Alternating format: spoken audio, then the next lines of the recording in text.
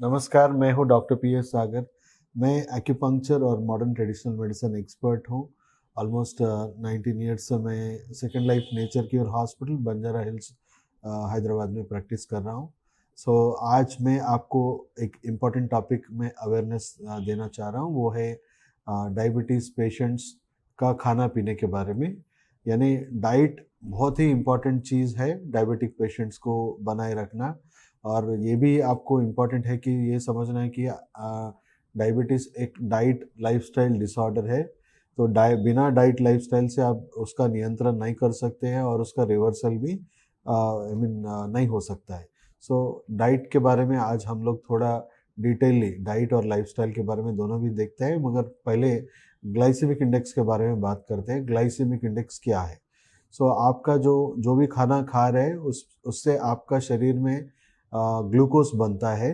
तो अगर वो ग्लूकोज जो है लिमिट से ज़्यादा हो रहा है तो आपको शुगर यानी आपके शरीर में ग्लूकोज लेवल्स इतना स्तर बढ़ जाएगा कि आपके बॉडी में इंसुलिन रेसिस्टेंस आ सकता है और आपका पैनक्रियास में काफ़ी इम्बैलेंसेस हो सकते हैं, जिससे बीटा सेल डिजनरेशन हो सकता है, इंसुलिन की कमी भी हो सकता है। ऐसे खाने पीने जो है हम ग्लाइसेमिक इंडेक्स से मापते हैं। और high glycemic index, medium glycemic index, low glycemic index, ऐसा 3 कैटेगरीज में हम लोग डिवाइड करते हैं खाने के। यूजुअली जिसमें ज़्यादा कार्बोहाइड्रेट्स रहता है उसी में ग्लूकोज रहता है, और फैट्स में और मीट में यूजुअली ऐसे चीज़ों में प्रोटीन ज़्यादा रहता है, फैट ज़्यादा रहता है। ऐसे फूड्स में आपको ये शुगर्स नहीं रहता है, कार्ब्स नहीं रहता है।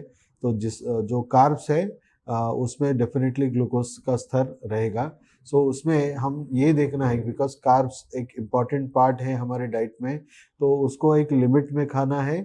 और उसमें हम लोग high glycemic index, medium glycemic index जो खाना है उस पर नियंत्रण रखना ज़रूरी है। तो पहली बार आप ये समझिए, ग्लाइसेमिक इंडेक्स में अगर आपका 1 to 55 के बीच में अगर उसका ग्लाइसेमिक इंडेक्स है तो उसको हम लो ग्लाइसेमिक इंडेक्स बोलते हैं या ज़ीरो शुगर फूड बोल सकते हैं।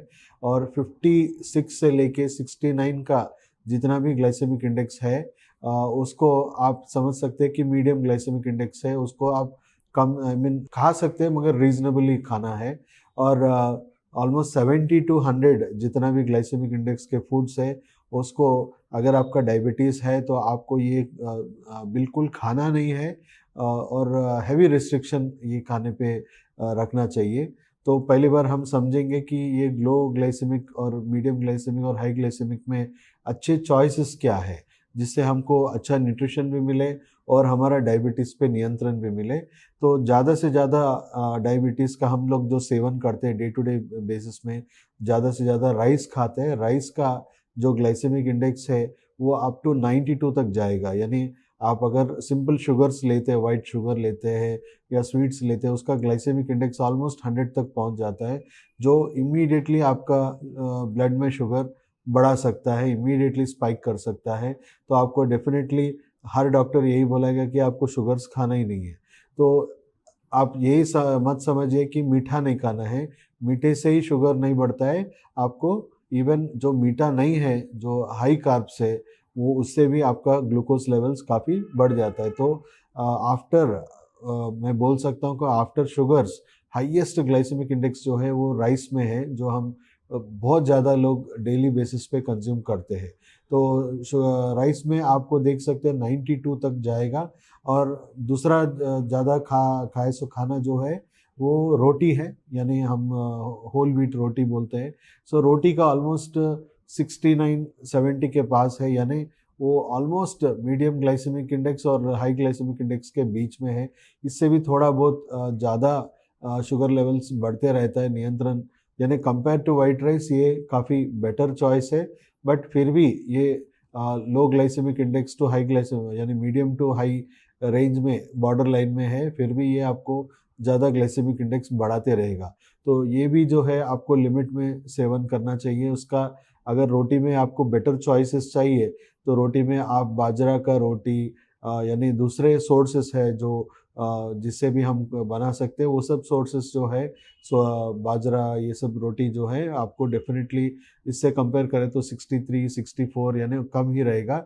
बट होल व्हीट रोटी जो है आप कम करें तो बेटर है। तो वाइट राइस का जो रिप्लेसमेंट है हम ब्लैक राइस से कर सकते हैं।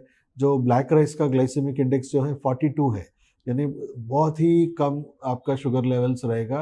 तो ये एक बेहतर चॉइस बन सकता है, 42 जो है एक बेहतर चॉइस बन सकता है। और एक वाइट राइस, अगर आपको वाइट राइस का एडिक्शन है, आप वाइट राइस खाए बिना आपको दिन अच्छा नहीं लगता है, तो वाइट राइस में भी एक वैरायटी आ चुका है, उसको हम तेलंगाना सोना राइस बोलते हैं। आप फिर से नोट कर लीजिए, तेलंगाना सोना राइस। आप गूगल में चेक करिए इसका ग्लाइसेमिक इंडेक्स क्या है।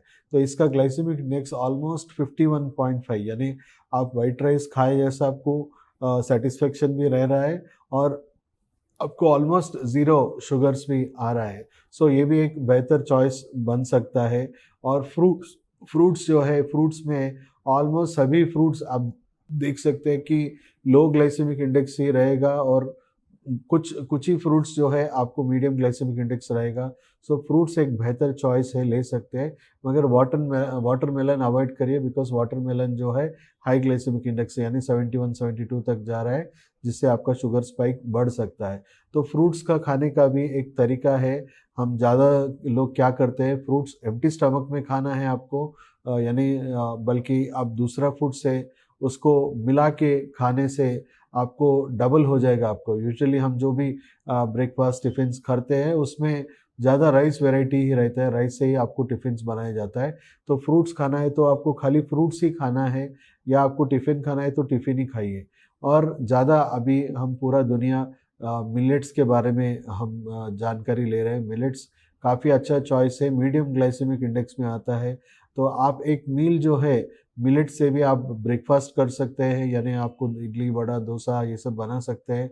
इंस्टेड ऑफ राइस वेराइटीज़ को छोड़ के आप इससे आप ये सब बना सकते हैं।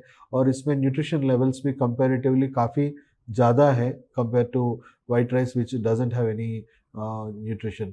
सो ऐसे एक हेल्दी चॉइसेस, पहले आप क्या करिए, एक डाइटिशियन से, एक न्यूट्रिशनिस्ट से संपर्क करिए, उनसे पूरी जानकारी लीजिए कि आपका जो लाइफस्टाइल है, आपका जो खाना पीना है, उसके हिसाब से आप low glycemic index, medium glycemic index का जो डाइट प्लान है, आप एक प्लान बना के आपके उसको हिसाब से आप अगर इम्प्लीमेंट करेंगे, डेफिनेटली आपको बहुत अच्छा रिजल्ट मिलेगा।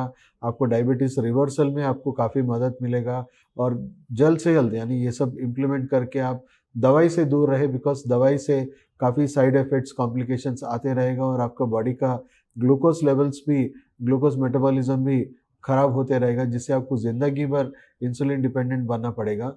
सो डेफिनेटली मैं जो आज टिप्स दिया है आपने, आप लोग फॉलो करिए। डेफिनेटली एक डाइटिशियन से, न्यूट्रिशनिस्ट से संपर्क भी करिए, ताकि आप बेहतर चॉइसेस करें और एक्यूरेट डिसीजंस लें अपने बारे में। Thank you very much for following us. Thank you.